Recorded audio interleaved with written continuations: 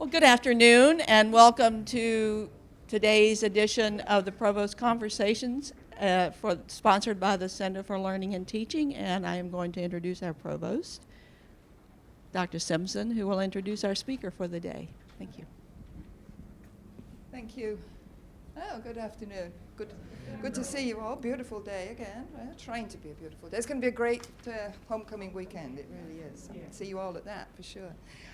Today, though, we're going to talk about some of the different things that will help assure student success. As you're all aware, I hope, the goal number 1 of the University Strategic Plan is all about student success, which is why we renamed the Center for Learning Technologies into the Center for Learning and Teaching.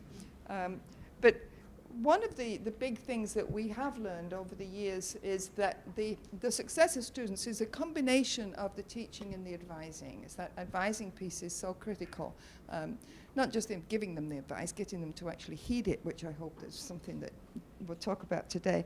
And the intersection of those two things is what our speaker today, Jennifer Younkin, is going to talk to us about.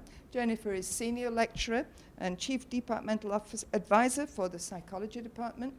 And she's going to lead the conversation on motivating students, the faculty's role as advisor. And Jennifer's been teaching for us for almost 14 years now, I believe. She's been advising for 6 of those years. She is the faculty advisor for Psy-Chi, which is the International Honor Society for Psychology, and for the Association of Psychology Students. She's received several teaching awards and advising awards. She's earned ODU certification as a master advisor.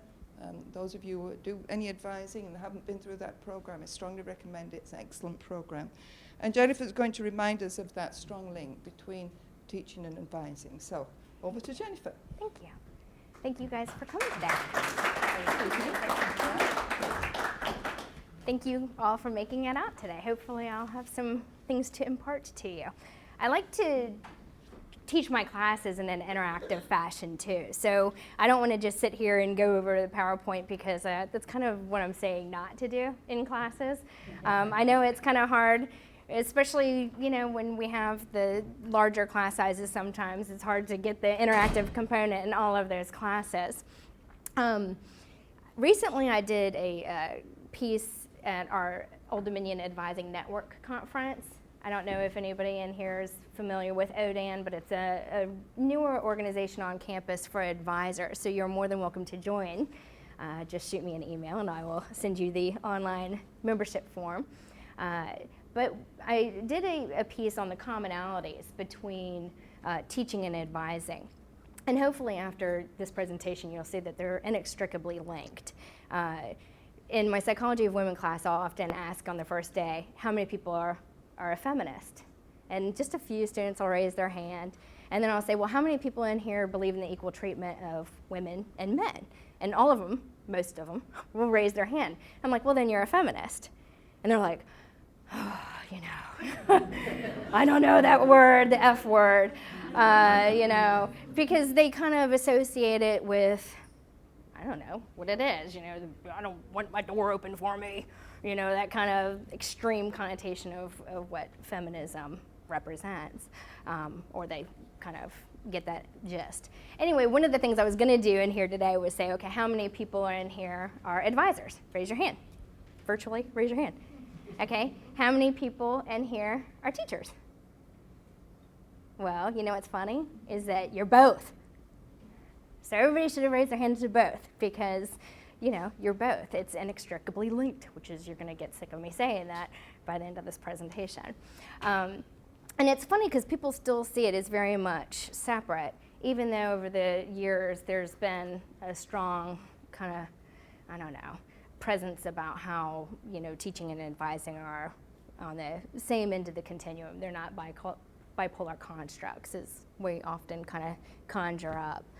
And it still exists, the perception. Recently at the advising conference, I started talking about the faculty role and faculty and teaching similarities. And I heard advisors say, well, geez, I'm not a faculty member, so that's not applicable.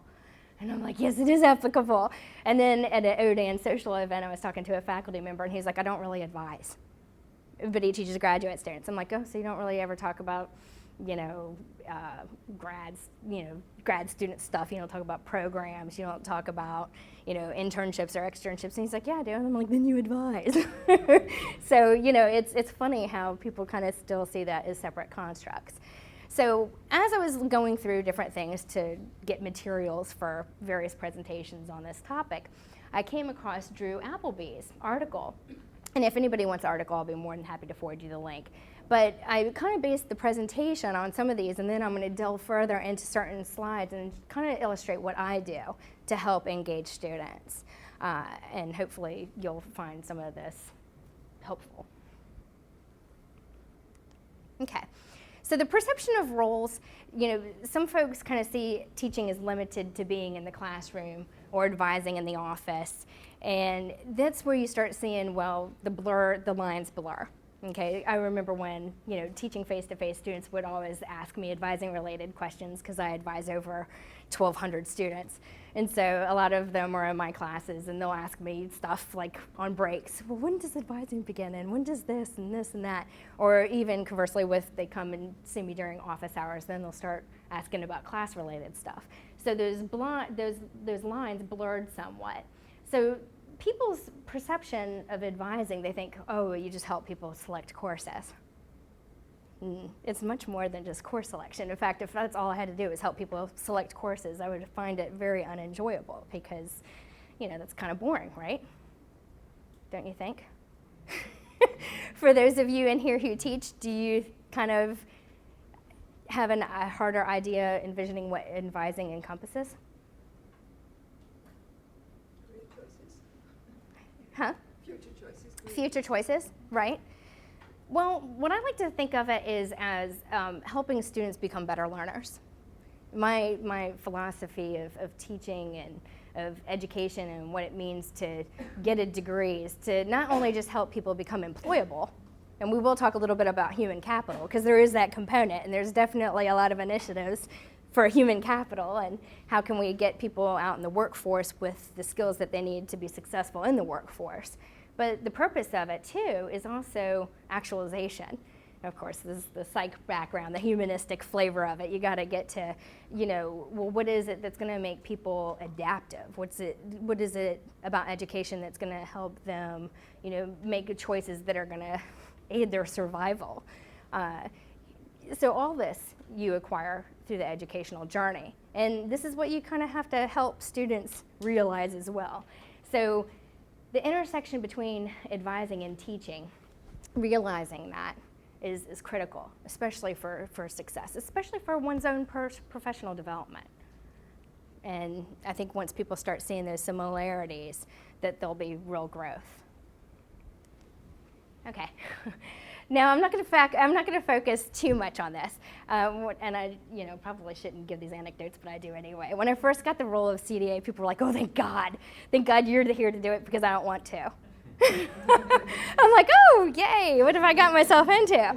But there are those perceptions out there that people kind of think of it as service laden, thankless kind of thing. But there's a lot of reward in that.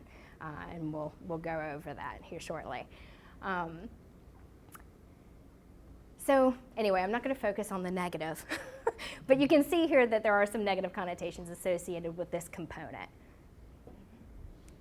Okay, if we look at a thesaurus and we say, okay, well, what are the synonyms for the terms advising? What are the synonyms for teaching? What you'll tend to see is that the common denominator is advisor and teacher. They're synonyms for each other. Now, if I were to do another kind of hand raising survey, and I'd say, okay, give me some of your synonyms that you come to mind for teaching, and give me some that you kind of connote for advising. Oftentimes, teaching doesn't come up. People don't really think of advising as teaching. Okay, but it is. We know. We'll go over it. And if we go over some of these characteristics between teachers and advisors, and I'm not going to, go over these laboriously, but what you'll see is that there's so many similarities that it's really hard to separate the two. And that's why I kind of came to this with saying they're inextricably linked. One thing people ask, well, how do you manage to come and always be, energized and happy, even though I just saw like 12 people before I got here? Well, it's like enthusiasm. And that is a commonality between teaching and advising. I love what I do. I love the subject I teach and advise about. And so it's easy for me to be able to try to impart that to my students and my advisees. Okay. Okay, another thing being, there was something I wanted to say.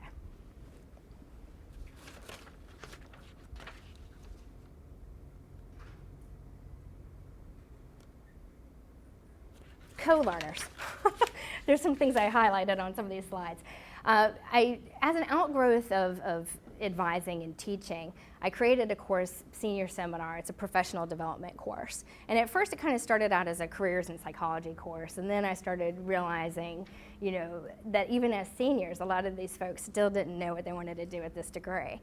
And so I was like, okay, well, let's kind of just start backtracking, and we'll treat it more like a professional development course, and I'll have them develop a portfolio, a student portfolio. And so it houses all their progress toward whatever it is that they're trying to do.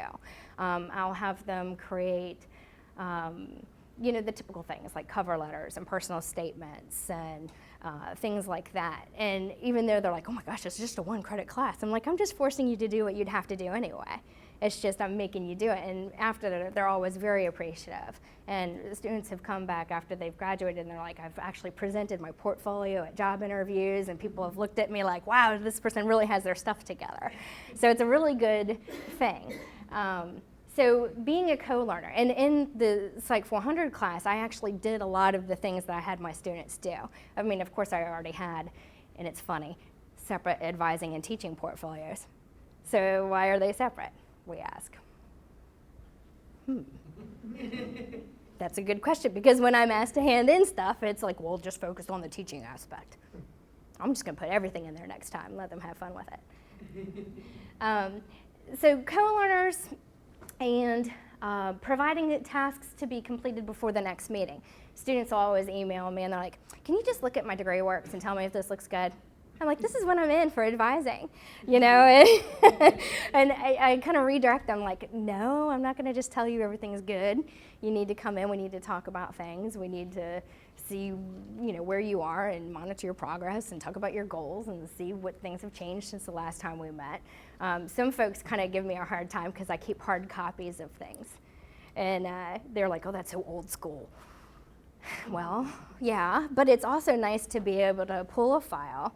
And I will liken a curriculum sheet where we kind of fill it out as the old doing a problem by hand, and the degree works as the calculated version, which I always put on them to double check because I'm not a mathematician.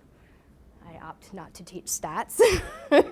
So, I have them do that component. But it helps them, it makes them realize it a little bit more. When they're seeing it arrived at 2 different ways, it makes more sense to them. Also, I can also look at, and they'll say, okay, we last met here, this is where you were. Are you still interested in clinical psychology, for instance, or industrial organizational psych? So I can kind of keep a pulse and, monitor their progress. So students will say, well, geez, I'm looking into getting into graduate programs. What schools do you recommend? I'm like, well, what have you looked into? What programs have you looked into? What faculty are at various programs? What courses are they offering? Are they even offering courses of the course descriptions that you would find interesting to take? Could you see yourself delving into this for the next 2 years if it's a master's program, or 5+ years if it's a doctoral program? What do you see yourself doing with it? So that's a good thing. So when they plop down, they're like, gosh, I don't know. I don't know what I want to do with my life. I'm like, well, what did you envision yourself doing with this degree? And so that you kind of start with a broad question and go specific, and that helps out a little bit. And then say, well, maybe you should come back more than once every couple years. That'd probably be good. Let's see. Being approachable, accessible, there's many different things. I mean, as teachers, that you have to have things set forth in a syllabus. You have to have certain office hours or whatever, and maybe have a little bit of time before and after class for students questions and concerns. As an advisor, I have things everywhere because I have so many advisees, and so many folks are like, well, I just never see my advisor. I just don't know where she is. She's just never here. I'm like, really? Really? So I have an advising website. I have an advising bulletin board. I have an advising syllabus that I send out. I've actually done training for Blackboard for organizations. So I'm going to have them all, Janice, yes. Thank you, Janice, because I got that from her, where they can actually get all these materials like the advising syllabus and, get up-to-date type stuff. So that's very good. All these types of things really help out with being accessible. And I mentioned the advising website, stuff like that. Okay, so the similarities, obviously the technology one is kind of where I ended on. Being able to stay up with what the students are doing and picking a system that works, not being exhaustive and trying to do everything, because you look at all the things, you could be overwhelmed by all the things that there are to do, but kind of starting gradually and trying things that work and filtering out the things that don't work and so on. The bottom line is, once people start realizing that advising and teaching are linked, similar, they're going to have a role change. They're going to see their roles differently. They're going to be more open to doing things and not seeing it as like separate compartments where that's where our thing, we kind of compartmentalize things. It makes it easier once people are like, oh, okay, I'll start going to things like ODAN meetings and taking advantage of the Master Advisor Certificate program and, doing other things outside the box and growing, actually getting good ideas from other folks and trying them out. And that's a pretty integral part of growing professionally. Now, there's a couple different, getting in the developmental realm, there's a couple different types of advising styles. Prescriptive advising, which is kind of the old school way that I had as an undergrad, that was a long time ago, where, oh, okay, checklist, you're good, you have your classes, you can have your hold lifted, and I'll see you in a year, or whatever. And it sounds very much like a doctor writing a prescription, and here you go, here's your advice, you follow it, you'll be good. Now, there's a couple pitfalls to this. It doesn't help the student become autonomous. Or also, if something goes wrong, who's going to get blamed, right? So you can see where that could be problematic. And sometimes even if you take a developmental approach, they're still going to blame you anyway. But then that's when you're like, okay, well, you have to develop an intrinsic locus of control, or else you won't grow, succeed, the reasons why you're here. So you can see there's a lot of benefits to taking a developmental approach to advising. And basically that's where you're encouraging student growth, because ultimately that's the outcome. That's the optimal outcome of advising. And initially, they might come not prepared for their newfound freedom. They've had folks telling them right from the get-go, okay, this is what you want to do, this is what you want to, they've had it like spoon-fed to them. And so now you kind of have to undo that by the time they get here. So you're like, okay, this is, the choices that you make in your classrooms, the choices that you have in the classes you take have far-reaching consequences.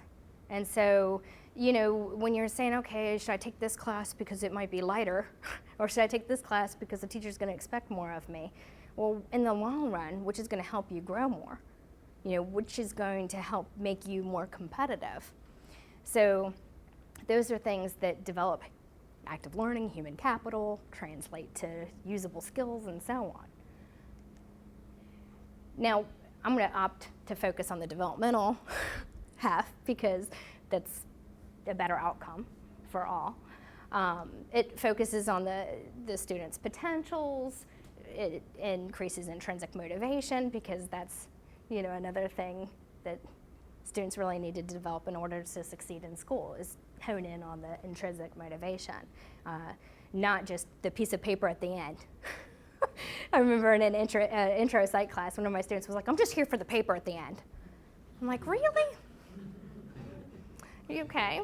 and then I'll like start saying, well, education is one of the few things a person is willing to pay for and not get in return. It's like if you got overcharged at Walmart, you'd be right in there demanding your $2, but yet you want to get out of my class early. So they just look at me, oh, here we go. She's one of those. So, you kind of have to rein them in and now and then and remind them why they're here, that it's a privilege, and so on. And then hopefully, sometimes I think that something that starts out as intrinsic can be developed to become more extrinsic along the way. I don't think that they have to be entirely separate. And students can actually get used to this newfound freedom and these new sets of ways of being in school and actually grow from that. I mean, if you think about it, when you're first starting out, you probably weren't like where you were when you ended, right?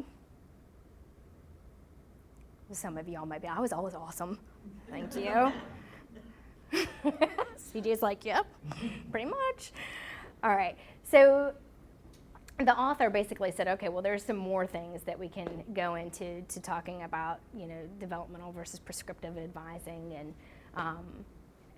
basically just understanding from a developmental perspective that we can guide them more in the beginning and then kind of let them grow more autonomously, and that by the end they'll be able to kind of take off and be better, make better choices on their own. You don't need to constantly be so, hand-holding. All right. So we've talked about the personal insight thing, going back to keeping a pulse on what students want to do. And with so many, you kind of have to say, okay, remind me again what it was that you want to do. Remind me where we left off, like what you were talking about pursuing. And oftentimes I'll jot down notes, but sometimes, not. And so, you kind of keep that pulse on the progress. And then if things change, then you take new directions accordingly. Now, one thing that developmental advising facilitates is active learning. And active learning is just a wonderful thing. So when students can actually be engaged in your classes and participate, and they actually come prepared and everything, it's an awesome feeling, right? There's those classes where you're like, wow, I just left it, that was an on-fire kind of class. And whatever we can do to kind of create more of those moments would be better. And so this is where I always say, okay, for the advising component, don't ever shortchange it, because advisors, maybe if they're strictly the role of advisor, they make the students better. They make those experiences happen, and the folks who are doing the strictly teaching courses. So you have to appreciate that. You have to say, wow, that's awesome. And that the students can pick up on that they feel like if they're a partner in the process, it's not somebody that you're just like, okay, this is what you need to do, X, Y, and Z, even if that might not even remotely interest them. Okay, so things we can do to increase active learning. Providing an overview of the goals. Now, what I've done for advising is created an advising syllabus. I think it was a couple years ago now, and that was right before with the Master Advisor Certificate Program that kind of gave me that idea when I was looking at Sandy Waters' syllabus for the course. And I was like, okay, this is going to be a great idea. I called my friend Suzanne. I was like, oh, thank God, they just made the key to my life a lot easier. So even though the things will take a long time to develop, in the long run, it does save you a lot of time.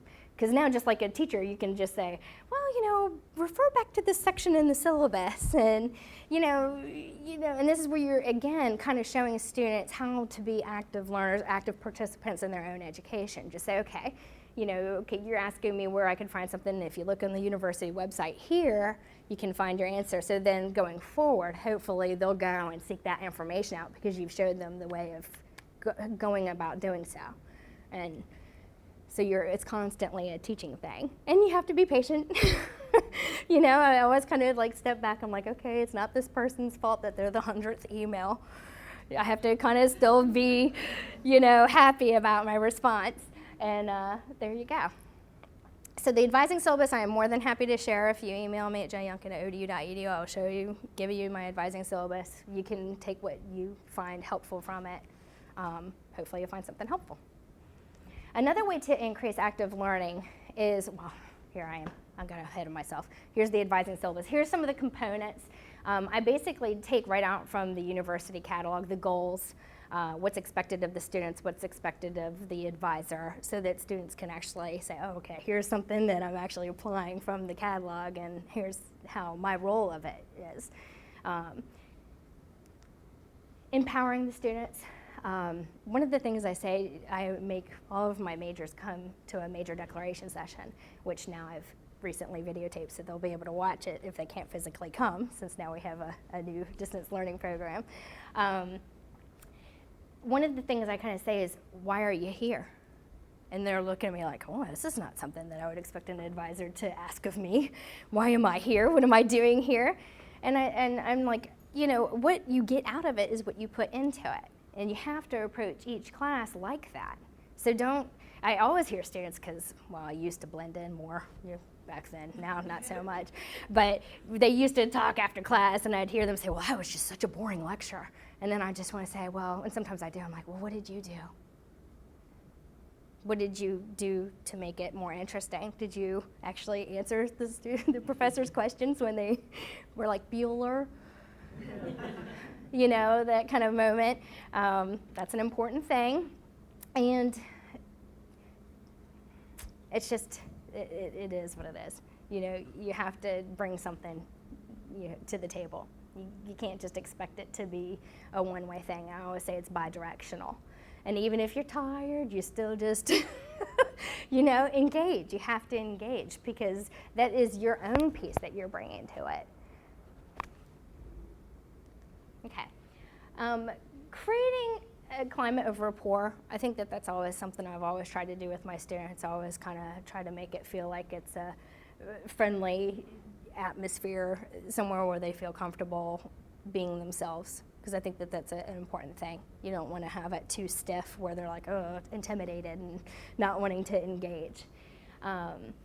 Another thing is frequency and high quality contact.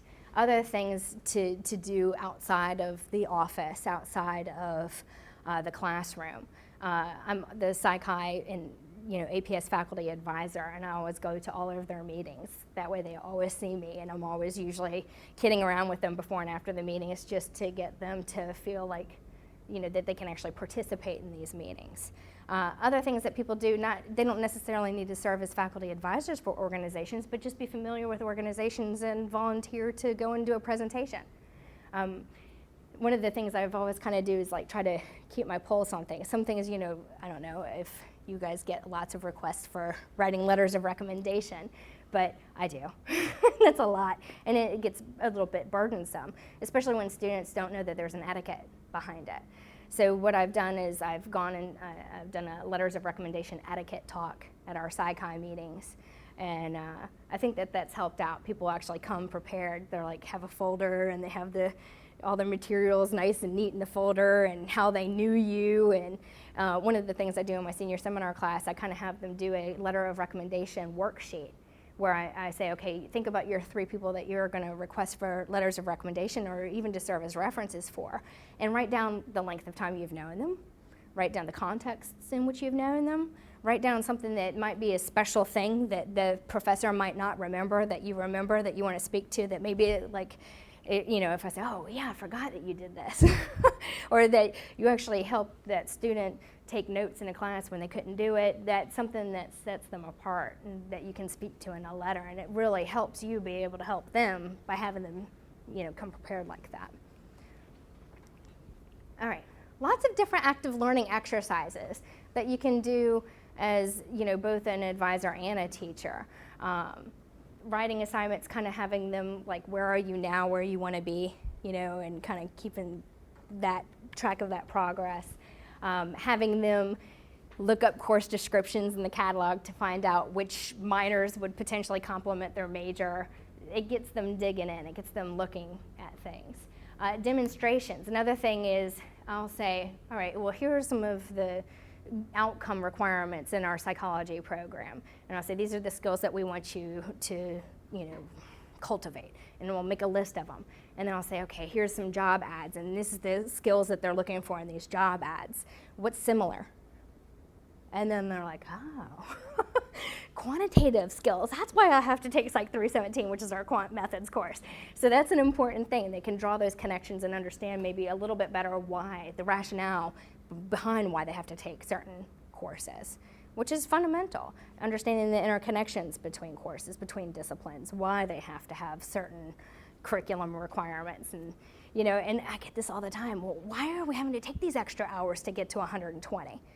They're just wasting my time. And I'm like, no, this is a moment where you're not being told that you have to take X, Y, and Z. You actually get to choose what it is that you want to take to make your degree more competitive, to make you stand out. This is where you want to take your extra courses in your interest area, or take an advanced stats course or whatever to make you more competitive for the next step. And they're like, huh. So it's not so much a waste of your time. And they're like, okay, I can see that. The computer activities, this is anything from like degree works. Hopefully everybody knows degree works, and students can create degree plans. I get this email all the time. Can you help me map out the next 4 years? You can actually do that. Degree works. Why don't you do that and come and meet with me? And they're like, great. She just gave me homework. I'm not going to meet with her now until I have this degree plan. So that's a helpful thing. And then advisory research. One of the things that Drew Appleby mentioned in his article is he had students go and make a list of the characteristics that faculty are asked to rate on letters of recommendation, and come up with the top, X, Y, Z amount of characteristics that they need, to be rated on. And so now students, when he's asked the question, well, what are graduate programs looking for? And he can say, wow, they're looking for these characteristics. And so that was a good way for students to go out there and do some research and actually apply it to something meaningful to them, that's relevant to them. And then finally, field experiences. Another thing I thought that was pretty cool is the idea of having students go and interview different campus resources and then come back and do a class presentation that everybody's tested on. So like if you say, okay, we have like 20 students in a smaller class, and each of them, like we can break them up into groups, and each of them have to go and they have to interview the director of the program, the services offered, come and make a presentation. And then that way they're more familiar with campus resources, like, Career Management Center. There's a plethora of opportunities with the CMC that students could find out if they just actually visited the office or even went to the website and started using some of those tools. And again, back to my senior seminar, I have them do that. I have them do the focus 2, all the personality inventories, say what courses they're taking that complement their interests and so on, so that they can start seeing what it is, why it is that they're taking what they're taking. All right. So human capital. So developmental advising leads to active learning leads to human capital. And like I said, it's more than just an employable individual. There's that component, but it's also the growth factor, the actualization component. How is the student growing as a person when they leave? How are they going to make a difference in the society that they're engaging in? Because that's the benefit for all of us, a better society. So when employers are asking what kind of skills are they hoping that their employers have, these are some of them. Knowing how to read, write, basics. But there's an EQ component too, like an emotional intelligence component. And that's one of those things that kind of baffle me about emails and interactions with folks, is having to educate folks on email etiquette or requesting letters of recommendation, or, well, it actually irritates your professors when you show up late and sit in the front and rustle your papers and get on your laptop and Facebook. They actually find that annoying. Really? So there seems to be, a thing that we have to do to kind of say, okay, well, when you're choosing to send an email with your text, there's some folks that are going to just delete it if you say, hey, I need a letter of recommendation from you. And that's it. Low caps. Not even addressing them, not signing their name, from Hot Mama 911. You're like, okay, I'm going to get right on that. So basically everything that I've said, and then we're looking at teaching and research and the service, they're all inextricably linked. And the author concluded the paper with basically saying, you know, American Psychological Association, Division II, which is the Society for the Teaching of Psychology, by these things, these dimensions, this illustrates a scholarly activity. So when folks are doubting that advising is a scholarly activity, that can be very much refuted. So at this point, I'll just let you have Q&A. And if you have some questions or you want to just give an input, because I think that it's a good thing when people can exchange ideas. So it doesn't even have to be a question, it could be just an idea to throw out that illustrates something. Susan has the microphone, so make sure that you talk into the microphone. It's not going to make it loud in here for you, it's just for the camera purposes. So do you have any questions? Any thoughts on it? Yes. Okay, hold on for a minute. Yes, until you get the microphone. Jennifer, do you do anything special when you advise distance students? Are you using technology and so on to do that? How do you approach it? That's a great question. One of the things I do, I'll call them. Sometimes I'll email them. With the Blackboard for groups is one way in which, because we just launched our program online this past spring. So basically what I did is I went to the Gornto, like not here, Gornto, recorded my major declaration session. And so what I'm going to do is have any distance learning students who want to declare their majors actually watch the presentation as if I have them come to, you know, one of my presentations as on-campus students. So I'm probably going to do Adobe Connect training next. And that's one way I can kind of do a two-way kind of advising session, because I think that there is a disconnect. But oftentimes I'll go above and beyond in an email and look at their stuff and try to say, okay, this is what you have, this is what you have left, here's some of the processes that you need to go about doing, because there's already that anonymity disconnect. So to try to, you know, manage that, I'll do what I can. And technology is definitely where I think a good resource for that. Hold on, Susan, Scott. I don't think I need that. Oh, you do. We need the camera on you. I was just wondering, what's the, Be a good student, Scott.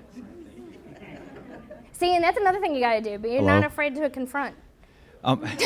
what's the, is this thing on? Hello? What does the advising community think about group advising? I mean, for me, I know that's probably, it violates, it's not personal and all that, but is it good or a bad thing? I mean, I use it. It's an awesome thing. Okay. From my perspective. I don't want to repeat. No. I think that's an awesome question. I mean, with as many majors as I have, the students often get annoyed that I request them to come to a major declaration session. And I'm like, you know, just come and hear me out. You'll understand the method of my madness once you attend one. And the reason why is my way of standardizing. I put it on a PowerPoint. I make sure I give everybody the same information. I have them kind of go through a curriculum sheet, like, we're not curriculum sheet, an academic advising form, and they initial it as we kind of go through the presentation. So that way I know I'm telling them everything that they need to know. And then I say, now this isn't meaning that we're done until graduation advising. It's just you have the overview. Remember, we're on the one thing about increasing active learning. I said you kind of want to put an overview of the requirements. So here's why I do an overview, and then it's the individual advising piece where we can start going into it in a little bit more depth. So we're going from broad to specific, and I think it's very much useful. I think a lot of support is for group advising, because that's just the way you have to do sometimes. I do it for my minor declaration sessions, graduation advising sessions. I'll do the legwork beforehand and then give them the information and then give them something tangible. Jennifer, you mentioned the differences between the prescriptive and the developmental. How do you deal with that at orientation when parents are coming and often they're looking for a more prescriptive procedure because they want their students to hurry up, decide. They're looking at the economic side of it. So how do you deal with the parents as opposed to students? That's a good question.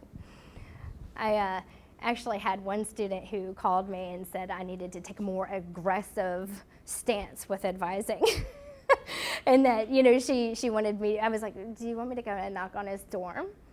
You know, and so I was trying to, like, talk to her to get her to realize that at this point, because they too have probably come through the educational system where everything is kind of, here you go.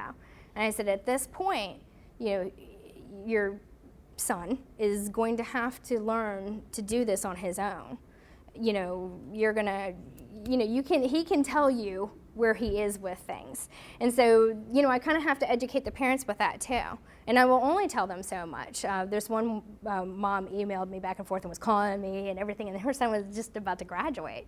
And so I said, okay, you know, I understand your concerns and everything. I've emailed your son, and I've told him to come in for advising, and, you know, we'll get him squared away. So when the student came in, and, you know, I was like, okay, you've done X, Y, and Z, and I was like, tell your mom you're good to go.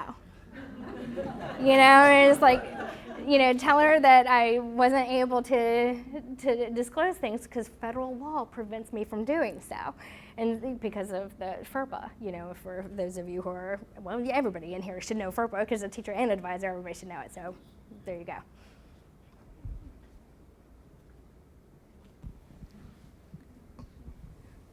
Jennifer, one of the things that we're concerned about, of course, in the university is increasing not just our retention rate, because we don't just want to keep them here forever, Right, right. but we want to, you know, the graduation rate. And, Right. and the big piece is making sure that they get off to a good start really early. The academic affairs and student engagement and enrollment services working closely together now to try and help shape the class so that we've got students well matched when they come in. But in your experience, when you're dealing particularly with freshmen, first-time college students that really are not sure, they're coming straight from high school, they're coming into this new world of college. Right. What is the sort of the single key thing that any faculty member that has a freshman class could do for that group of students early on that would help? Is there something that they could, you know, is there one piece of advice that you would give that could help? I think the thing that I say with freshmen right from the get, don't take on too much. You know, when they all want to take 5 classes, and I actually advise against that. And I say, you know, if you take 12, that's full time and that's respectable. I was like, you're going to be coming into it, and I'll address it head on. And I think addressing it head on is the way to do it. You know, by saying you're going to be responsible for learning a certain amount of information on your own. And you're also going to have a newfound freedom, because some of them are coming from home into dorms, and so they don't have mom and dad saying, okay, you need to do this at this time. And so, and some of them are working. Well, I guess freshmen aren't probably, but some of them may be doing some stuff like on campus, and, you know, some of them not, but there's a balance issue. And I think having to address the balance issue is critical. And parents, for the parents too, because I think that they come in with an expectation that they have to, say, do 15 or 16 hours, depending if the student has a lab. And I'll also say putting certain courses off for a little bit until you've gotten a mastery of a few underneath of your belt, because the mastery experience is critical right from the get-go. If they don't have that and they burn out their first semester, that sets a horrible, you know, precedence. It sets them off on a bad trajectory, and you don't want to do that. So not biting off more than you can chew. That's my single piece.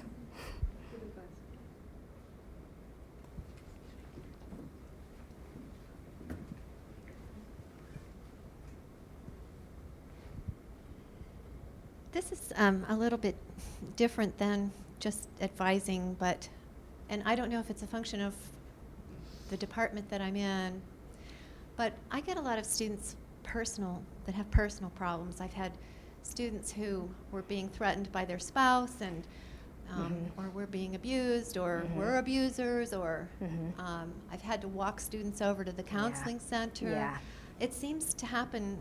You know, there's a component to advising that I don't always feel like I'm trained for, and Right. you know, this suddenly lands in your lap, and you have to deal with it. And Yeah, that's a good question. Yeah. I mean, because I assume I probably know which department you are with, given that psychology, we kind of experience a similar where people kind of come and they're like, okay, this is like a counseling session. And so right from the start, you kind of, when you start seeing it kind of go that path, you can listen, and then at some point you're like, maybe you should go to counseling services. This is the information. And that's hard because you don't want to close a student off, but by the same token, it can it can be Right, well, especially in light of things that have happened on Right. other campuses. Right. But, Right. We have, in my department, and it's dance, but we have. a Okay, lot well, of- I was thinking human services, actually. Yes, I wasn't no. thinking dance. I was So, just but assuming. I think because there is so much close contact among the students Right. that one person's behavior can affect Right. everyone's. Right. And so it's just Wow. an interesting dynamic. And yes. Sandy has feedback. Probably should get Judy Lukey to answer this, but if you don't know, we do have an email address now and a team of people called ODU Cares. So if you do run into this situation and you send an email to oducares@odu.edu, somebody on this team will follow up with the student, and the team meets on a weekly basis. The beauty of it is if the same student's name is popping up in multiple places, then they know that there's something going on. That's So great. I can turn it over to Judy because she's on the committee as far as maybe what they're doing as far as publicity and that sort of thing.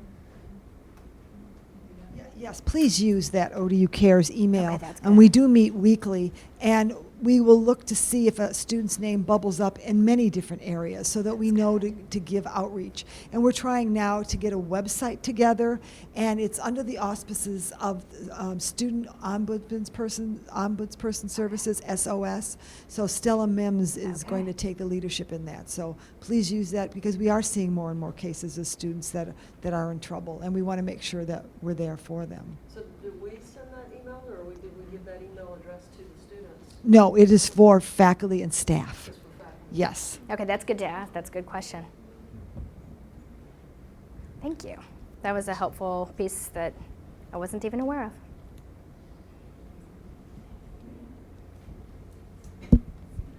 We've also launched an advisor@odu.edu address that we'll be publicizing. I'm sorry, I keep dropping it. Publicizing here shortly, so that one is for students and faculty advisors if they have questions, but we're mainly using it for students to be able to get in touch with somebody in my office so that we can refer them to the right resources. So it's not, the ODU Cares one is for more big Right. issues. This one's more academic advising, purely academic type issues. So that's going to be another address you can be looking for. And last but not least, while I'm on an advertising campaign here, the Student Success Center is launching a Facebook page. So we're going to be trying to get multiple people That's out good. advertising this Facebook site for Student Success Center so that That's more good. people will know about different things that are going on. That's great. One last thing. As far as the research with NACADA, the National Academic Advisors Association, there are grants available, research grants, if you do want to pursue additional publications and research in the advising area. So heads up on And that. actually, I was going to use NACADA as an example of how very much advising is a scholarly activity. So I'm glad you mentioned that. Any more questions?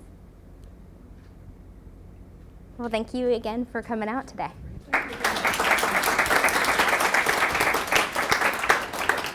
Thank you, Jennifer. We appreciate your comments today. I think if you will send us the link, I will. I will definitely. we'll put it Definitely. on with the PCTL for this session so you can have access to that article. Yes. And if anybody doesn't have anything else, again, in 2 weeks, we will have a provost conversation. And next week, I hope you picked up the flyer, since we're doing advertising, yeah, thank you, of our faculty teach fair next week in Webb Center. It's 11 to 2. It's a drop-in that we do encourage you to register so you can just check off your name when you come in. But if you want to take some more flyers, on the back is the list of people who will be presenting at the various tables in the Teach Fair. All right? Any other questions or comments? Then if not, we will say good afternoon. Thank you.